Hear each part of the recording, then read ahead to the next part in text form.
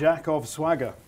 Good to see you. I caught that. Welcome to Gorilla Position here on TalkSport, the world's biggest sports radio station. You impressed by that? I am impressed. Yeah, I thought you would be. Yeah. Nice to see you. Welcome to London. Are you enjoying your time here? Very much, very much. Very friendly, and been getting a lot of facts and getting to see the town and really learn about the culture. It's nice. And crucially, I've just heard that you might be going to Wagamama's. Yes. May I suggest the number 42? Number 42. Yaki Udon. The Yak Udon. Yaki Udon. Do I have to be able to spell it to enjoy it? It's I think it's just Y-A-K-I-U-D-O-N. Yaki Udon. Just say number 42. You're on to a winner. I had a friend that used to call me the Big Yak. Oh, why is that? Because I'm a big yak. Oh, okay. I could have worked that out, couldn't I? Well, Yaki Udon is the one you should go for. Number 42. Yes.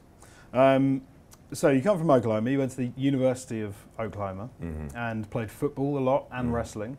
Divided your time between the two, and then you went wrestling full time. Why did you make that switch? Why did you choose wrestling over football? It was an interesting point in my career. Being able to play football at the University of Oklahoma was a huge honor. The championship program they have there and the coaches they have in place is second to none. I switched over originally because the heavyweight team needed, or the heavyweight. I switched over originally because the wrestling team needed a heavyweight. Theirs was academically ineligible. And we had just won the Rose Bowl, so I was done with football for a couple months. And I thought, sure, why not give it a shot? It's something I've done since I was 5 years old. And I really hit it off with the wrestling coaches and my teammates on the wrestling squad. And ultimately, I knew I couldn't do both and get a degree. It was just too much. So I had to pick one, and I really wanted to focus on getting a degree. And I just felt like the connection I had with wrestling, I couldn't stay away from. And so talk to me about the connection to wrestling. What was your sort of earliest memories of the business?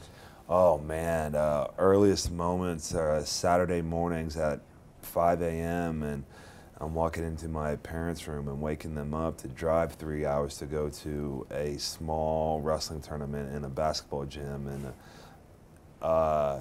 that was the life every weekend during wrestling season. And they drove you 3 hours every weekend? Every weekend, and weigh-ins were at like 8 in the morning, so you had to get up or get there the night before.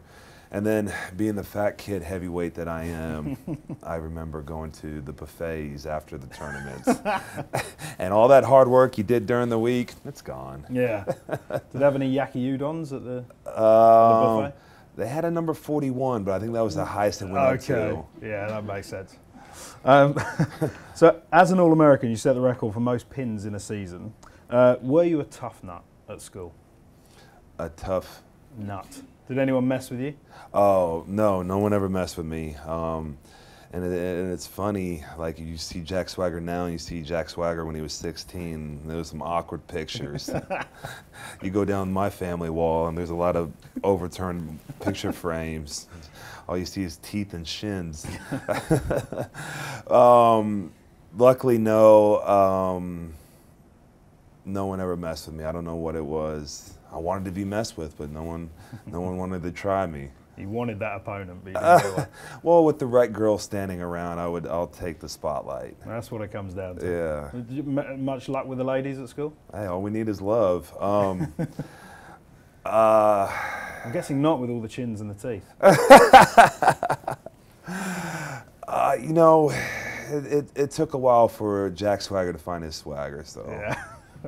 I like it. We'll call me shy. Okay.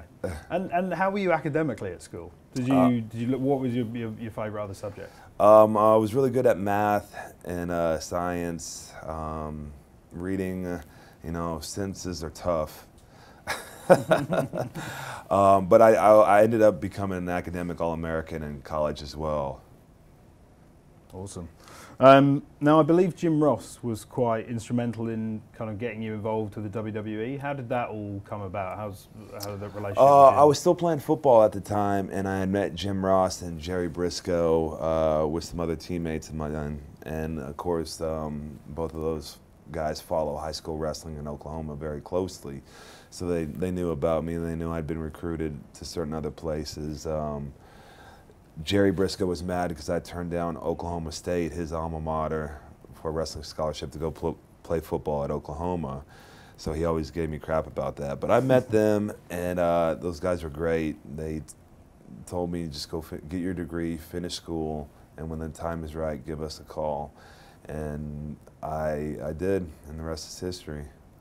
And looking back at your time in the developmental system with WWE, who kind of stands out to you as someone who gave you a lot of advice and encouragement and kind of took you under their wings at the early days? Man, like go through the progression cycle of the WWE development system from when I started to now. It's amazing. It's gone so far.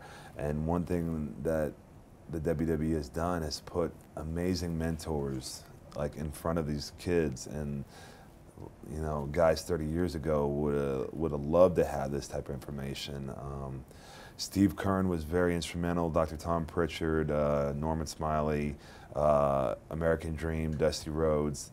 We all kind of started in the developmental system at the same time, and there's a group of us that we had a bond, and we, you know, really looked out for each other and helped each other out as much as possible. And those guys turned my world around. It was unbelievable. And can you do an impression of Dusty Rhodes? Seems like everyone tries to. I used to dine on Franks and beans, now I eat with kings and queens. That's horrible. Oh, that's one of the best I've heard. You got all the words right, at least. So you then managed... Babies? Oh, he's going. You then did a transition to ECW, the rebranded version of Extreme Championship Wrestling. I guess it's fair to say the rebranding of ECW didn't particularly work, but I guess for you young guys, it was an amazing platform. It was. It really was something special where Teddy Long had his initiation or the whole new roster development program going on, and it was an hour every week where new guys could come up and really show what they had and whether they belonged or not. And personally, I loved it because the name ECW will always be associated with the other ECW. I think that's why it's not here anymore, but I always enjoyed the television program and was very lucky to come up at that time. Yeah. And I guess it's similar to what NXT is now, really. I think so, yeah. With young talents. Yeah, it was a way to young talent to, you know, debut and not take away from any of the other storylines that were going on. And that show was in big arenas, you know. They taped before Raw and SmackDown and stuff. Yeah, it was taped before SmackDown. So what was your first thought when you first went in front of a live crowd of, you know, kind of 15,000? Was it a bit overwhelming? Oh man, there's certain moments you will take with you, you know, throughout your whole life, childbirth or important day. That first moment when I came out through the curtain and I was wrestling nobody, but it was still the first time. I'll still remember it, and it's something that is very special about the WWE. You can't recreate that. You're not going to find that anywhere else. And truly thank you to the WWE Universe for giving us moments like that, and going to try everything I can to give that same feeling back to them. Funny story about one of my first matches is it was with Sir William Regal. What a legend. The legend. And I went up to him beforehand and I was like, excuse me, we have a match tonight. He goes, we do. Okay. And just walked away from me. And I was like, I'm going to let him come to me next time. And so he didn't want to do much talking before the match? He wanted to call it in the ring, as it were? You know, who knows if I was the victim of a funny rib or what was going on. Regal is a great guy, another one that has really pulled me under his wing and taught me a lot. He's a big fan of the young guys coming in, isn't he? He seems to be very kind of instrumental to a lot of guys' careers. Yeah, I mean, you just think about the things that he's seen and done and the knowledge he can pass along. And if you don't pass it along, it's going to die because there's no more William Regal's coming up that have wrestled all over this world. No more Fit Finleys, no more Undertakers. You know, we got to pass that along now and keep it going. Very important. Now, speaking of special moments and special people, you cashed in the Money in the Bank in 2010 against Chris Jericho. Yeah. What was that moment like for you, winning the WWE World Heavyweight Championship? And do you feel like it came too soon in your career? What are your memories of that time?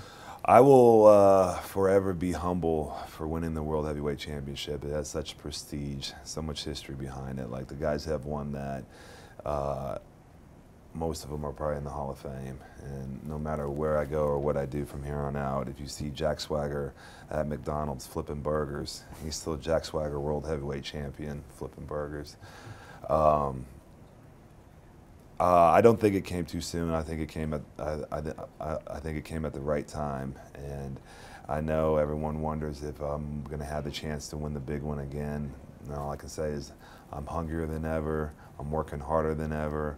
And I'm getting better each and every time I go out there. And did you feel a lot of pressure holding the gold? Because I remember that run you had, and you were doing a lot of comedy stuff with the character that was your dad, and it was brilliant. I really enjoyed it. But as champion, do you feel a lot of pressure on your shoulders? It really is. Like, when you hold that title, you have a lot on your plate. Not only do you probably have about 3 or 4 backstage promos to shoot, because your storyline is that important and that prominent on the show, but you have probably a 2-segment match, and then on top of that you have your live event promos for the upcoming shows. And so when you go up to that level, you have to be ready and you have to know what you're doing, otherwise you're not going to last. And I guess a lot of extra media appearances, and your diary. Everything is elevated. I mean, yeah. That's the greatest wrestling company in the world telling you that you're the greatest wrestler in the world. So you need to act like it, and it's a great honor, but it's a lot of work too. Now, WrestleMania 31 on the horizon, yes, only a few weeks away.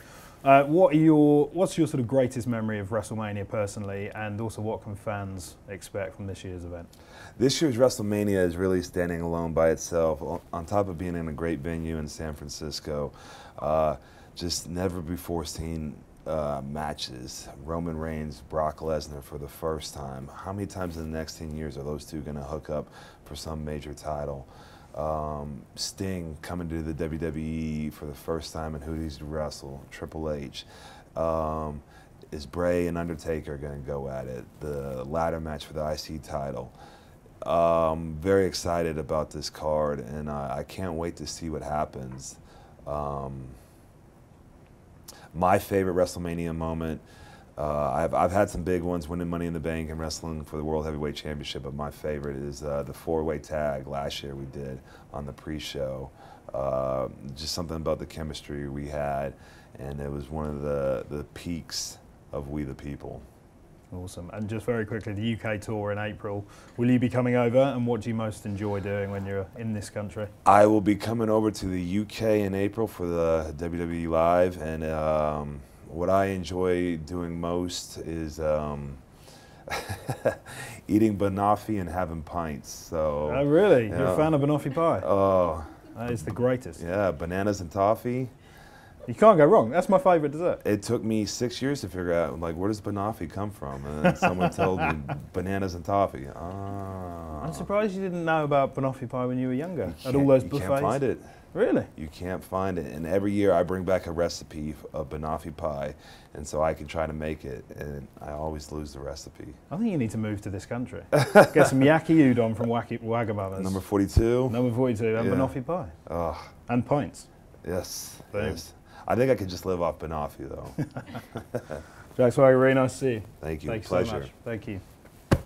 Cheers, We guys. the people.